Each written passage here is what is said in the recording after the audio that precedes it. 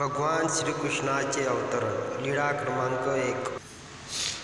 जेव्हा जेव्हा धर्माला ग्लानी येते आणि समाजात अधर्म वाढतो, दुष्टजन सज्जन लोकांचा छळ करतात, त्यावेळी दुष्टांचा नाश करून सज्जन लोकांचे रक्षण करण्यासाठी युगायुगी परमेश्वर अवतार धारण करतात. वसुदेव देवकीचे उदरी परब्रह्म परमेश्वराने अवतार धारण केला. त्यावेळी वसुदेव देवकीने असे कोणते पुण्यकर्म केले होते याविषयी अभिमन्यू पुत्र राजा परीक्षित यांनी सुखदेव मुनींना प्रश्न केला. त्यावेळी सुखदेव मुनींनी वसुदेव देवकीच्या पूर्वजन्मातील कथा त्यांना निवेदन केली. पूर्वजन्मात त्रेतायुगात वसुदेव देवकी हे कुपक राजा व कुपक राणी होते. संपूर्ण राजवैभव व सुखसंपन्नता असूनही त्यांना मूलबाळ नसल्यामुळे ते दुःखी होते. यामुळे आपला क्षत्रिय वंश चालविण्यासाठी कोणी वारस नाही या चिंतेमुळे त्यांनी संपूर्ण राजवैभवाचा त्याग करून संन्यास धर्म स्वीकारून रानावनात पायी भ्रमण करून पुत्रप्राप्तीसाठी परमेश्वराचे अनुष्ठान सुरू केले. भ्रमत ते आपले नगरीचे पलीकडील सुपत राजा व सुपुत राणी यांचे सिंहपूर नामे राजधानी पोहोचले. तेथे ते यमुनेच्या तीरावर अनुष्ठान करीत असताना एके दिवशी त्यांचे जवळ सुपत राजा व सुपत राणी आले. त्यावेळी अकाली वृक्षलतांना बहार येऊन फळे पुढे आलेले होते. ते पाहून राजा विस्मित झाला. राजाला अनुष्ठान करणाऱ्या संन्याशामुळे ते वातावरण मार्गंदाय झाल्याचा साक्षात्कार झाला. त्यांनी त्यांचे जवळ घेऊन विचारणा केली की आपण कोण व कुठून आला आहात व एवढे कठीण अनुष्ठान का बरे करीत आहात. त्यावर ते राजास म्हणाले, आम्ही शेजारच्या राज्यातील कुपक राजा व कुपक राणी आहोत. आम्हाला पुत्र संतान नसल्याने आम्ही राजवैभवाचा त्याग करून हे अनुष्ठान करीत आहोत. तेव्हा सुपुत राजा म्हणाला, आपण येथे आपले अनुष्ठान सुरू ठेवावे. जोपर्यंत आपण येथे आमच्या राज्यात आहात तोपर्यंत आम्ही आपणास येथे अन्न पुरवू. आपण त्यांचा स्वीकार करावा. असे म्हणून सुपुत राजा व सुपुत राणी यांनी दररोज अन्न पुरवित होते.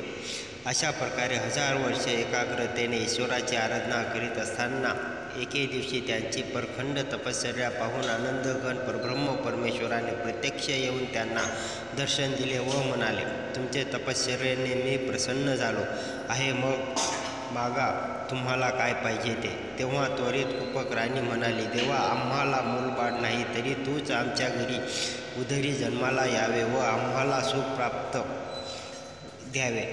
भगवंताने तिचे मस्तकी हात ठेवून तात्काळ दोघांना वरदान दिले व कुपक राजाला म्हणाले, द्वापार युगाचे 4थे चरणी सोमवारी यादव कुळात महाप्रतापी सुरेशन राजाचे पोटी तू वसुदेव नावाने जन्माला येशील. आणि कुपक राणीस म्हणाले, मथुरा नगरीत उग्रसेन राजाचे भाऊ देवकीच्या पत्नी देवका राणीचे पोटी तू देवकी म्हणून जन्माला येशील.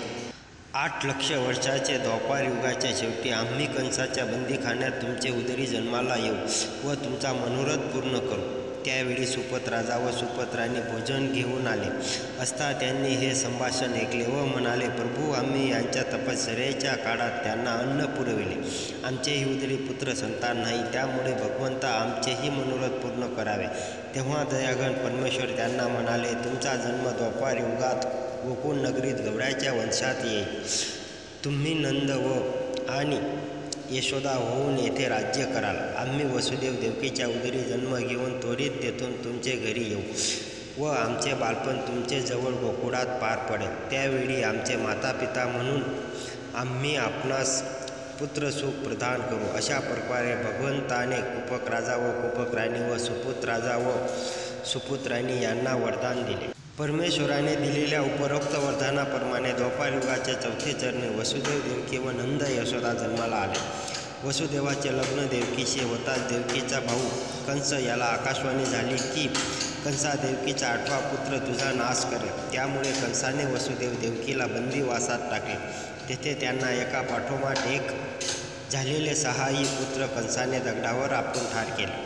7व्यांदा गर्भप्रसूती झाल्यावर तो गर्भ तेथून नष्ट होऊन नंद यशोद्याकडे आश्रयाला असलेल्या वसुदेवाच्या दुसऱ्या पत्नी रोहिणीच्या गर्भात समावला. तो बलराम दादा होय. 8व्यांदा गर्भप्रसूती झाल्यावर देवकी मातेला रोहिणी नक्षत्री श्रावण मासी तिथी अष्टमीला प्रसूतीपूर्वी स्वप्नामध्ये भगवंताची 8 वर्षाची शंखचक्र गदा पद्यधारी मूर्ती प्रगट झाली आणि मातेला म्हणाली, हे माते, आता लवकरच बालरूप मी घेऊन तुझे उदरी जन्म घेईल. माझा जन्म होताच तू पिताजी करवी नंदाघरी यशोदा मातेजवळ मला पाठवावे व यशोदा मातेला जन्मलेल्या मुलाची तुझ्याजवळ आणावे. देवकी मातेने हा वृत्तांत वसुदेवाला सांगितला. त्यानंतर लवकर प्रसूती होऊन परब्रह्म परमेश्वराने अवतार धारण केला. आता हे तरी बाळ जिवंत राहावे म्हणून स्वप्नातील दुष्टाप्रमाणे बाळकृष्णाला नंदाघरी नेण्यास वसुदेव देवकी तयार झालेत. स्वप्नातील परमेश्वरावाणीनुसार भगवंतांनी अवतार धारण करताच माता पित्याच्या हातापायाची बेड्या गळून पडल्या. बंदीगृहाच्या कुलपाला भगवंताच्या चरणस्पर्शाच्या करताच कुलपे गळून पडली व पहारेकऱ्यांना गाढ झोप लागली. त्यामुळे वसुदेव बाळकृष्णाला टोपलीत बसून बंदीगृहाबाहेर पडले. वरून देवतेने जलवृष्टी करून भगवंताचे स्वागत केले. पाऊस येत होता, त्यामुळे नागदेवांनी आपला पंचफणा भगवंतावर धरिला. वसुदेव यमुना तीरी आले. यमुना दूरथडीहून वाहत होती. नदीपलीकडे गोकुळात जाण्यासाठी वसुदेवाने नदीत प्रवेश केला. यमुनेचे पाणी वसुदेवाच्या खांद्यापर्यंत येताच भगवंतांनी आपल्या श्रीचरणाचा यमुनेत स्पर्श करताच यमुना नदी दुधगली. त्यामुळे वसुदेव बाळकृष्णाला गोकुळात घेऊन गेला.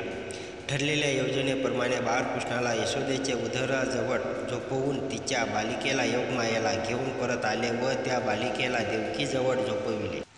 कंसाला प्रसूती वार्ता करताच लगबगीने येऊन त्या बालिकेचे पाय धरून मोठ्या दगडावर आपटताच ती योगमाया अष्टभुजा रूप धारण करून बिजलीप्रमाणे कडकडाट आकाश मार्गे निघून गेली व जाताना तिने आकाशवाणी केली की, हे दुष्टा, तुझा वैरी देवकीचा 8वा पुत्र गोकुळात सुखरूप असून तुझा सर्वनाश हा अटळ आहे. भयभीत झालेल्या कंसाने गोकुळात त्या 10 दिवसात जन्मलेल्या सर्व बालकांना आपल्या सेवा करावे मारून टाकले.